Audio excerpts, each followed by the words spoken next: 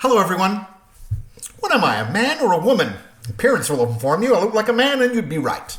I was born male.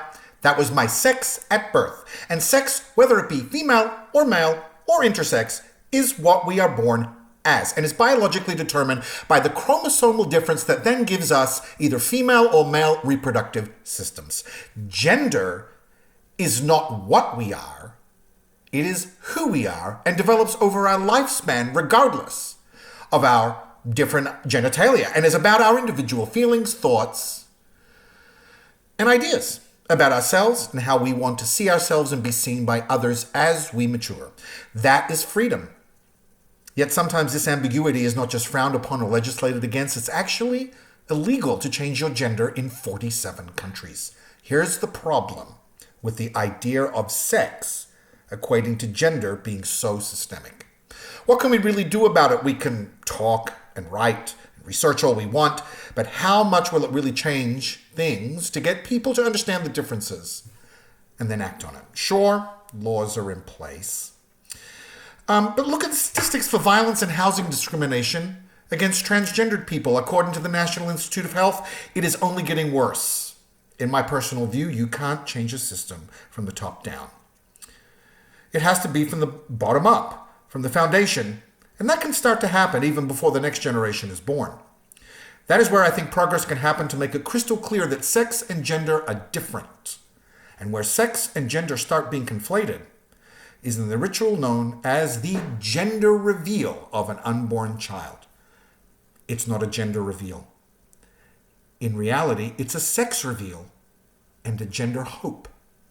Yet the symbolism of gender expression is so powerful and normative that even though gender is a self-expression as we mature, the normative posture is that sex assigned at birth is the single lifelong destiny of one's gender. The symbolism, however, can be easily debunked. When we think of high heels, it's considered feminine. Yet, in the 1500s, it was men that wore them to stay on horses when in battle, and then aristocratic men who wore them as a symbol of prowess. What about cheerleading? If you see it now, it's women essentially being used to be provocative in supporting male athletes. As late as 1927, it was essentially an all-male sport. And it was only because men were away at war that women were even allowed to become cheerleaders in the first place. Now it's not even considered a sport, despite the extraordinary physical demands. Symbolism tries to define gender as a masculine-feminine binary, and yet sexes also as men and women being opposites. Yet this is not universal. American Indian tribes recognize those who have both masculinity and femininity traits simultaneously as two-spirit.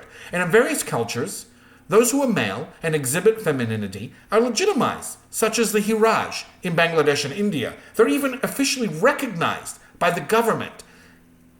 As self-expression, therefore, is allowed and recognized, and that is freedom.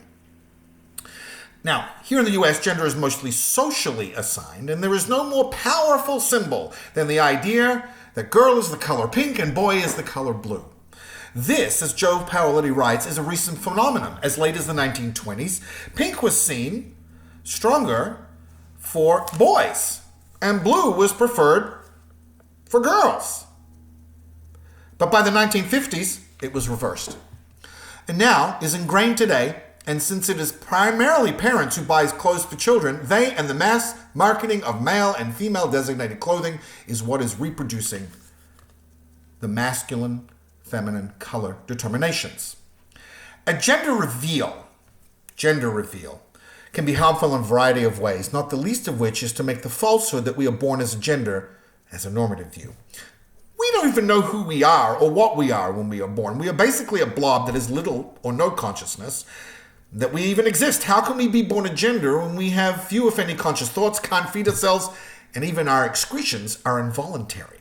We have seen over the last 15 or so years the gender reveal event or party as a way expectant parents can themselves do gender vicariously through their unborn child.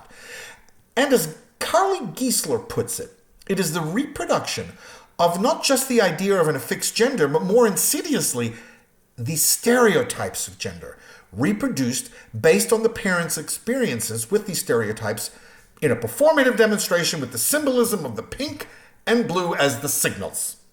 Now, There have been various reveals with disastrous results, such as the explosive reveal in Arizona that accidentally burnt 47,000 acres, causing over $8 million in damages, as well as the bizarre and potentially dangerous reveals, such as a watermelon injected with blue jello being placed in an alligator's mouth for it to be crushed to reveal the blue jello to signal it's a boy. Yet, there is a far more dangerous thing that could happen when both the sex and therefore the gender can be determined by parents, and possibly even a sibling. A mother of 3 girls was shown on video to be devastated at a reveal party because the pink puff revealed she was having a 4th girl, and she breaks down in sobs because she wanted a boy, or she put it, a mama's boy, and one of her other daughters also expressed extreme disappointment. Here's a possible scenario with that.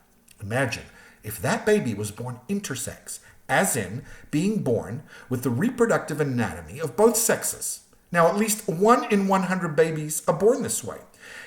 And frequently, surgery is performed after birth to align to one of the sexes. And most of that surgery is medically unnecessary. So it is the choice of the parents, rather than leaving it to the child later to decide for themselves as to which sex and or gender they're going to be. I can only speculate, but with the disappointment of having a 4th daughter, it's not hard to imagine that these parents, with the urging of their disappointed younger daughter, would decide to surgically make that baby a boy, and then immediately gender as such with all the symbolism attached to it. What happens later if that child believes that they are a girl? I can only speculate the possible trauma they might experience within themselves and with their family. It's like the accidental 47,000-acre forest fire, but this time it's deliberately lit on the inside. Focusing on one's desire for their gender as an outcome over their innermost belief about themselves shows a lack of empathy to the extreme. The idea of assigning a gender at birth or before leaves no room for empathy later if the child eventually decides to express a different gender that they feel within them. The disappointment, if it doesn't match their parents' desired outcomes, translates into a rejection of who they are, who they want to be, maybe even who they want to be with. That shows a lack of empathy towards your child. In the end, it's most important to be empathetic by not choosing a gender. In fact, make a point of not doing so. Make the announcement of sex by mixing the colors, when blue and pink can then turn into purple. And let them do their own gender reveal in their own time. My idea is this: short of canceling all these potential harmful and false gender reveals, parenting classes should include lessons on the difference between sex, who they are born as, and gender, who they become later. You are having a boy or a girl or both, not a baby who is feminine or masculine. That might be what you want, but it is not necessarily who they are. Thanks for watching. All the references are below. Please feel free to comment.